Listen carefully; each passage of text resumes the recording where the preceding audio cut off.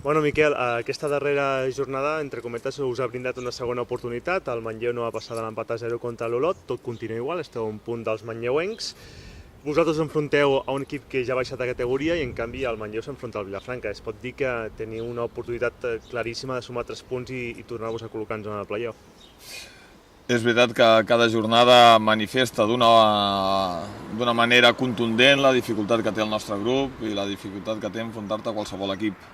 Nosaltres anem al camp d'un equip que amb el darrer partit davant de l'Europa ha certificat la seva pèrdua de categoria, però tot passa perquè guanyem. I fora de casa no ho hem fet amb aquest 2012. Jo no vull pensar en el que han de fer els altres equips fins que jo no jugui el meu partit. Llavors tindré llicència per anar a veure rivals i analitzar en quina situació queda classificat el meu Terrassa. No? En tot cas, tot passa perquè nosaltres guanyem amb Masnou i, com et deia ara mateix, no? Aquest 2012 nosaltres encara com a visitant no hem guanyat. I hi ha una carència de gol bastant notable pel que s'ha pogut veure en els darrers 4 compromisos. Et veus factible poder sumar 3 punts aquest proper diumenge? Bueno, ho veig factible, ho veig necessari, ho veig vital, ho veig imprescindible. Queden 4 jornades, cada vegada queda menys. És veritat que és un grup on és complicat guanyar, que qualsevol rival amb un sol partit et pot pintar la cara, però el marge d'error s'escurça. Cada vegada queda menys possibilitats d'accedir a una de les 4 primeres places i nosaltres les tenim que esgotar. Hem viscut pràcticament tota la temporada en aquesta situació i ara hem de defendre, no, les possibilitats que cada jornada ens ofereixi. Nosaltres hem crescut defensivament molt, 2 partits amb la porteria de 0 no és algo habitual, amb el nostre Terrassa 3 és algo inexistent aquesta temporada, amb la qual cosa tornar-ho a fer i rentabilitzar les ocasions que tinguem de gol al camp del Masnou és l'objectiu. Quin partit t'esperes, sobretot quin rival t'esperes? Un rival que ha baixat els braços perquè, com tu dius, ha certificat el descens de categoria, potser juguen sense pressió i encara us ho posava més difícil. L'any passat ja sabeu que és perdre allà a Masnou. Quin tipus de rival t'esperes? Aquí ens va plantejar moltes dificultats. No és un equip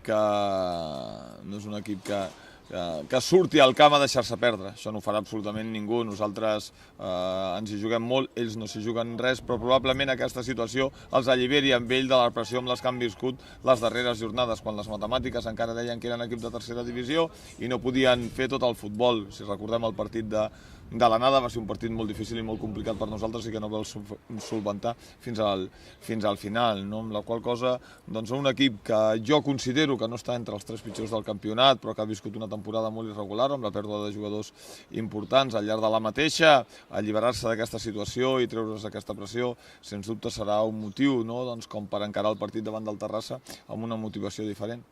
Però està clar que el vostre marge d'error és mínim, tenint en compte que Prat, Espanyol B i Pobla-Mafumet estan pràcticament encarats a ocupar aquestes 3 primeres places, entre vosaltres Manlleu, el que pugui fer Vilafranca aquesta setmana, però Sant Boià, que està molt bé en aquesta segona volta, però el marge d'error vostre és mínim, a priori. Heu de sortir a guanyar i teniu aquesta vitola de favorit contra el Masnou. No, i la tenim que assumir, a més. És evident que el Terrassa no pot pensar en qualsevol altra cosa que no sigui sumar 3 punts amb el seu desplaçament a Masnou. Nosaltres tenim que ser conseqüents amb la situació. Ens hi juguem molt, ells no s'hi juguen res, i res que no sigui sumar els 3 punts ens val. 2 jugadors, 2 absències molt importants, la de David López, la de Pep Arau, recuperes David Garcia de la sanció, i ara la incògnita és Carlos, tot sembla ser que ha pogut evolucionar favorablement, no? del que va passar a Gavà. Carlos ha patit al llarg de la seva trajectòria diferents problemes amb els turmells, es coneix moltíssim i sap que recupera molt bé. No? Ahir no va entrenar, però en tot cas les sensacions són bones. Aquest matí he pogut parlar amb ell i s'ha llevat en condicions. Veurem com evoluciona i si avui pot estar a disposició per entrenar, encara que no sigui al mateix ritme que els seus companys, però que pugui fer algun treball d'entrenament. Sí que és veritat que recuperem a David Garcia i és un home molt important amb l'eix de la defensa per nosaltres. La baixa de Pep Arau és una baixa per nosaltres brutal. Creiem que és un jugador que quan ha estat amunt del terreny de joc ho hem notat molt positivament. És el jugador més agressiu, més contundent en defensa, i David López és la baza més ofensiva que nosaltres esgrimien darrerament amb atac, juntament amb Carlos.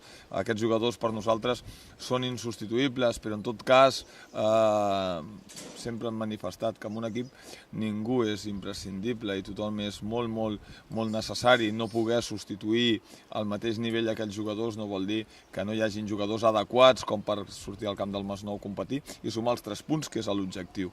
I la resta de la plantilla com està?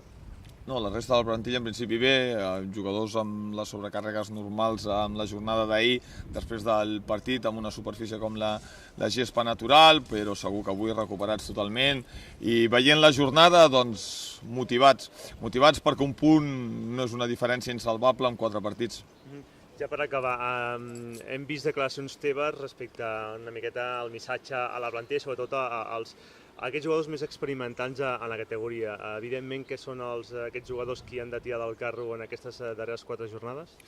Però és que, a més, no només experimentats, sinó que al marge de Miguel Ángel Álvarez són els jugadors que tenen més minuts. Si tenen més minuts, tenen que actuar en conseqüència. La seva trajectòria és un aval com perquè assumeixin un rol amb el vestidor, però no és un aval per jugar. El que és evident és que els joves ens aporten moltes coses i coses a més molt positives, molta il·lusió. Hem recuperat a Osuna i l'hem recuperat a més amb una versió necessària per l'equip. Lalo ha estat formidable al llarg del campionat, però estem parlant de jugadors de 20 anys que no són els que es tenen que posar l'equip a l'esquena.